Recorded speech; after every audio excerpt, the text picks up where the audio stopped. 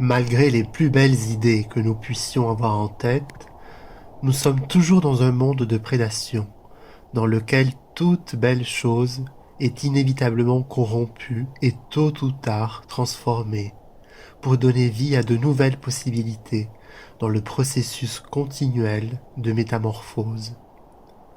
Être témoin de la décadence et de la souffrance physique qui précède la mort nous pousse encore plus loin sur le chemin de la création, vers un avenir dans lequel nous serons un peuple capable d'avoir la faculté technique de gérer ce processus primitif de transformation de la manière la plus propre.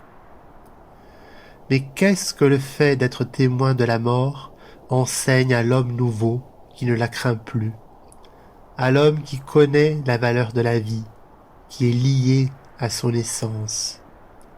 Qu'est-ce que la mort enseigne à l'homme libre qui se souvient de son éternité?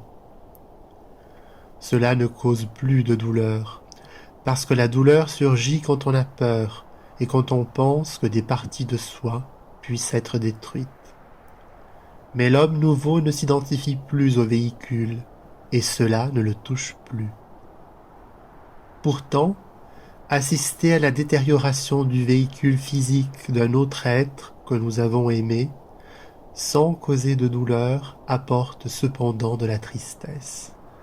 Cela nous propulse dans le passé, dans la vaste mémoire de notre âme, où nous nous souvenons de la beauté de cet être encore intact, de la splendeur de son véhicule lorsqu'il était à l'apogée de sa puissance, et voir son déclin et sa déchéance fatale ne peut que générer en nous mélancolie et nostalgie.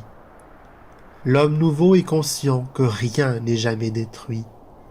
Il sait que la multiplication éternelle façonne sans cesse des formes toujours nouvelles, et que ce qui a été reste toujours vivant dans un lieu reculé du temps, dans l'esprit de l'univers, et que ces informations persistent désormais en nous.